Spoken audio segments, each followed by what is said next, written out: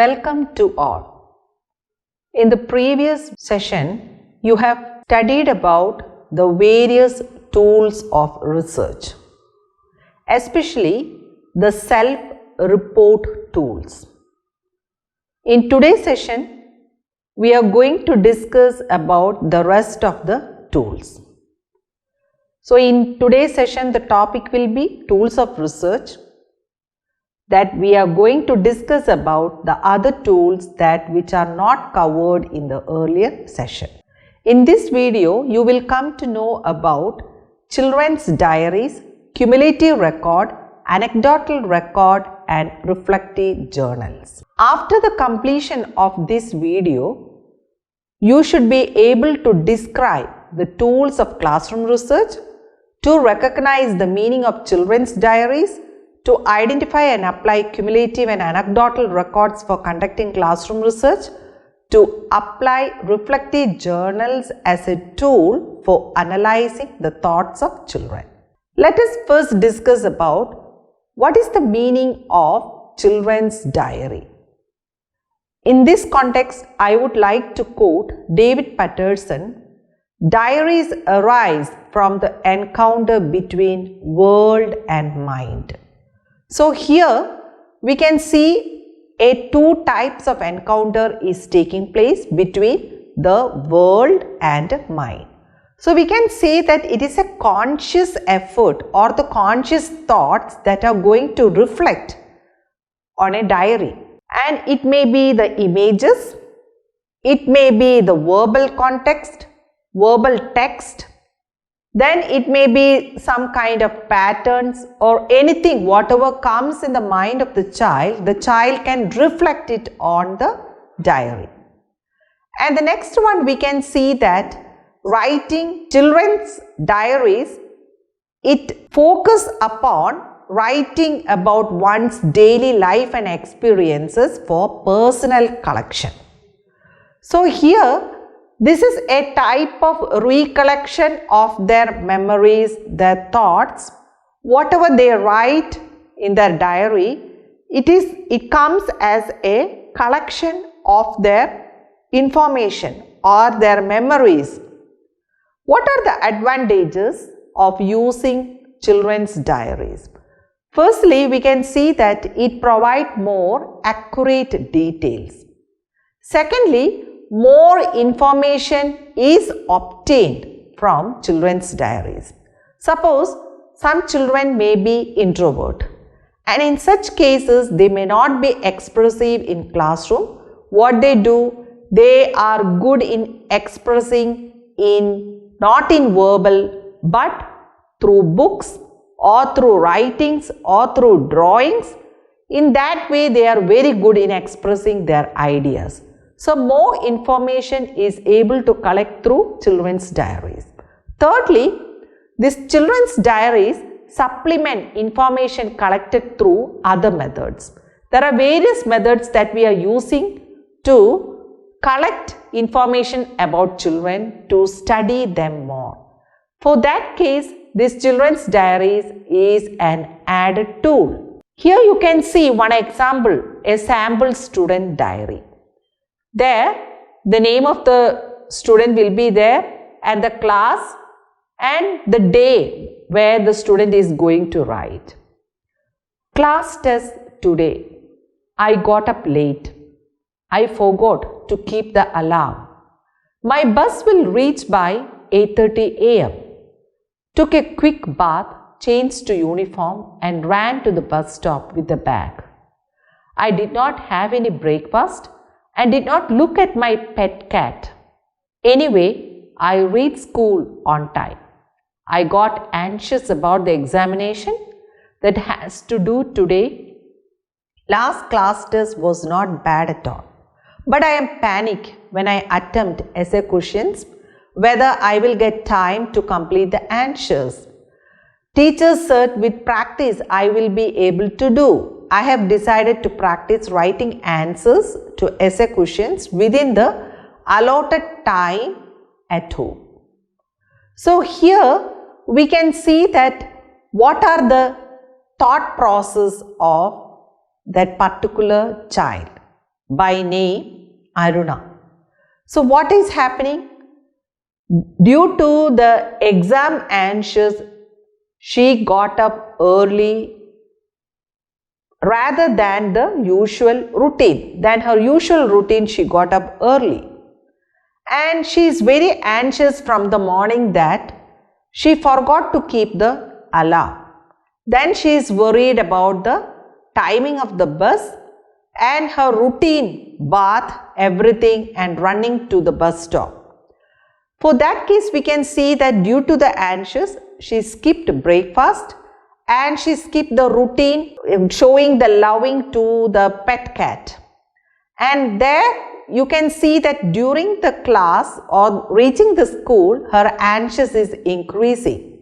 She is anxious about the examination, whether she could complete the examination within the allotted time, whether she is able to complete all the answers. So here we can see that totally the guiding process, the emotion of the child is totally anxious about the examination. From the bed, the anxious started. So this is one way that we can study the children. Next, we are going to discuss about cumulative record. A cumulative record is a systematic account of information about a student. It is an evaluation tool which presents a comprehensive record of the achievement of each student in different aspects such as physical, academic, moral, social and health aspects. So here we can see that the teacher has to assess the learners. Holistic assessment we are giving importance. And for this holistic assessment, to maintain a record, the best record is cumulative record. And what about Secondary Education Commission's opinion about the cumulative record? Neither the external examination nor the internal examination singly or together can give a complete and correct picture of pupils' all-round progress at any particular stage of his or her education. Yet it is important for us to assess this in order to determine his future course of study or future vocation. For this purpose, a proper system of school record should be maintained for every pupil, indicating the work done by him in the school from day to day, from month to month, from term to term and from year to year. Such school records will present a clear and continuous statement of the attainments of the child in different intellectual pursuits throughout successive stages of his or her education. So this is all about the recommendation given by the Secondary Education Commission. But till now in schools, nowadays we are keeping this cumulative record where we can know the holistic development of the child. Coming to the need of the cumulative record, we can find out that it gives a complete picture of a child's all-round progress in different areas. What are the areas? Physical, academic, moral, social and health. Secondly, to assess the child's potentialities, interests, aptitude and talents. Thirdly, to provide proper guidance and counseling, taking into consideration the child's scholastic and co-scholastic achievements. Next, to help parents and teachers in the placement of the child after the completion of study. Then, to help in identifying abnormal behavior of children and those who are weak in studies. And lastly, to help in solving the problems of the child. Then we have to know what are the contents that included in a cumulative record card. There we can see there are personal data. In personal data, we can say that the name of the child, the age of the child, the profile of the child is explained in the personal data. Next, about the academic data, where it includes the achievement of the child, the marks scored by the child or the grade acquired by the child and the fields where the child is interested, everything comes under the academic data. And the next data, that is health data. In the health data, we can see the height, weight and the blood group, everything about the child. Then comes the co-curricular activities data. So in which co-curricular activities the child is interested, how the child is performing in co-scholastic areas. So all those things are getting from this data. Then comes the personality characteristics. What type of a child is, what about her punctuality, what about her cooperation style. So all those things we will get about the child from this personality characteristics. Then comes the record of counseling and guidance. If the child has some behavioral problems, what type of behavioral problems earlier the child has gone through, what type of counseling and guidance the child received from the school counselor or from the teacher or from any other stakeholders. And here the next one, that is the general overall remarks given by the teacher who is daily interacting with the child. So these are the important contents of a cumulative record card. Coming to the next tool, that is the anecdotal record. When we think of this anecdotal record, we can see that it is the observed behavior of the child. Whatever the child did, through observation, we are noting down in the anecdotal record. It is a record of some significant episode in the life of a child that sheds light on the conduct, thinking, skills and capabilities, revealing significant features and characteristics about his or her personality. So here we can see that in the anecdotal record, the whole episode of the life of the child is reflecting their conduct, how they are thinking, and then what type of skills the child is having and what type of aptitude, interest the child is having. Everything is noted down in the anecdotal record. What is the purpose of using this anecdotal record? If we want to get a longitudinal qualitative picture of the behavioral changes in the life of each child, we have to use anecdotal record. Secondly, if we want to know the physical, social, economic, aesthetic and cognitive development of a child, it is reflected in the anecdotal record. Thirdly, to assess children in the classroom as well as outside classroom activities. Already the children within the classroom, there are a lot of engagements, and outside the classroom also some kind of engagements are given to the child. That is also recorded in the anecdotal record. Then comes to record documents of a child's growth and trends. That is also in the anecdotal record. Then comes to identify the child's attitude, current skill level, interest and skills. Everything is recorded in the anecdotal record. Next, to record qualitative information like details about a child's specific behavior or the conversation between two children. How the child is interacting with others among the peer group, or how the child is able to interact with the adults. What is their style? Everything is recorded in the anecdotal record. And the next one, to write valid and reliable observation, that is positive as well as negative.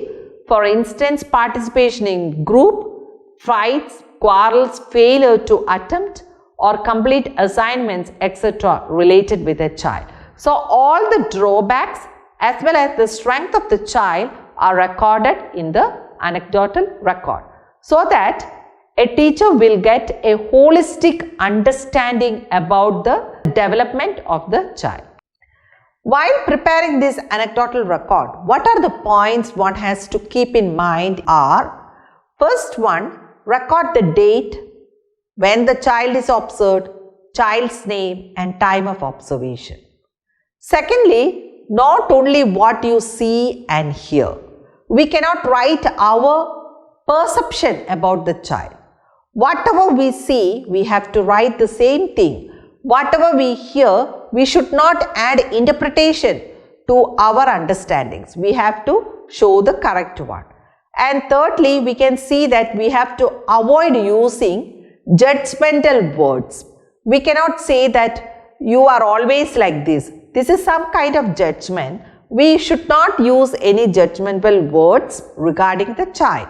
And then analyze the information you collected for strengths and needs. We should not write it and keep it away. We should take it and then analyze the record. Coming to the next points, we can see that we should relate our own interpretation to other knowledge what we have of the child.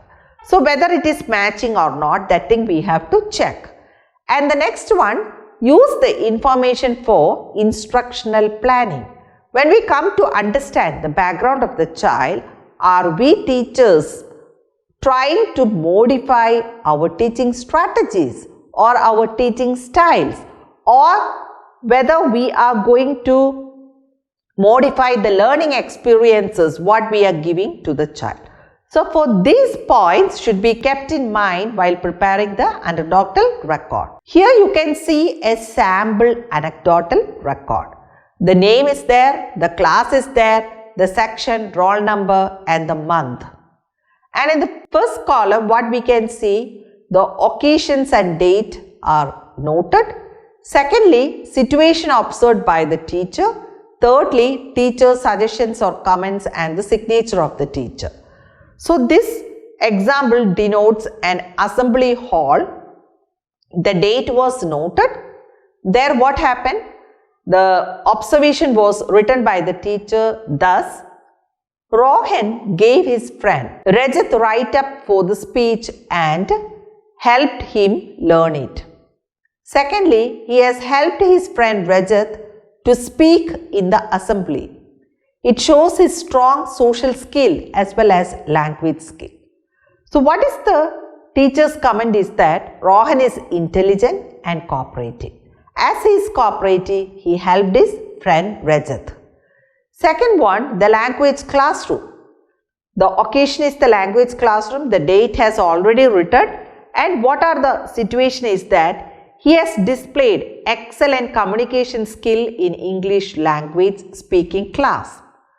He always raised good questions, and the way he framed the questions, the vocabulary, everything is excellent. Next one, his vocabulary and choice of words are very excellent. So what is the observation given by the teacher about Rohan is that Rohan should take part in debate. He needs to improve his facial expressions while speaking. He is a confident student. While he speaks, he is very confident. So here we can analyze what is the language or the communication ability of the child and what is the personality. Regarding the personality, we can see that the child is very confident. And the next tool that is discussed is reflective journals. All of us know that this reflective journals is gaining attention at present, at school level, at university level, everywhere we can see that even the training teachers also have to maintain a reflective journal. So reflective journals, they are not books which are filed containing children's writing about their school activities and reflecting on their own thoughts. The act of reflecting on thoughts, ideas, feelings and their own learning encourages the development of metacognitive skills by helping children self-evaluate and sort what they know from what they do not know. It is a piece of writing which allows children to record thoughts and insights about their own learning experience.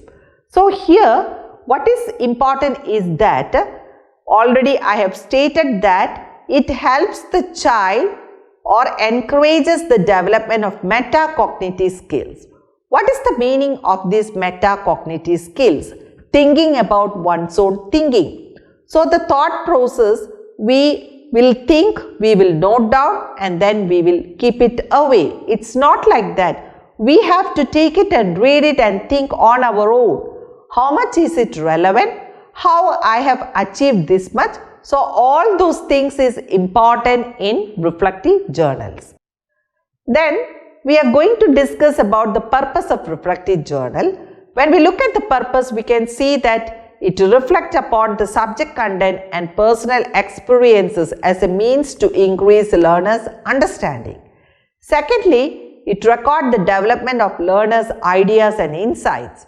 Thirdly, it reflects upon the subject content and personal experiences as a means to increase learners' understanding. Next, what I am going to discuss is how to use reflective journal. This is used for children's reflection during a unit, topic or project. Whether they are in the classroom or in the discussion engagement, how they are going to reflect what they have participated, that all things should be there. Secondly, as a quick and simple tool for children's self-assessment at the end of a class. Thirdly, to enable children to identify and reflect on their success and challenges. So, always we have to reflect upon, not only for challenges, we have to reflect upon these failures also. Why do I fail? What are the challenges in front of us? How I can overcome it? Then, as a communication tool for children and teachers, this reflective journal is very useful. There are reflective journals for teachers also. So, students have their own reflective journal and teachers have their own reflective journal. And then as a process to refocus on children's learning. Next, we are going to discuss about importance of using reflective journal. What is the importance? It is a very simple process so that everybody can maintain a reflective journal. Secondly, it promotes students' higher order thinking. We are not thinking on our own. The metacognitive thinking will take us to the higher order thinking. It helps children to self-assess and to set goals for the future learning. It engages many of the children in their learning and gives them a sense of ownership and control. It promotes literacy, especially if used in learning areas such as mathematics, arts, science, ICT and interpersonal development. So, we have seen in today's video regarding the tools besides observation, interview and questionnaire. We have discussed about children's diaries, cumulative record, anecdotal record and reflective journals. Hope that you are able to identify which tool is used at particular situation and how to apply that tool to conduct classroom research.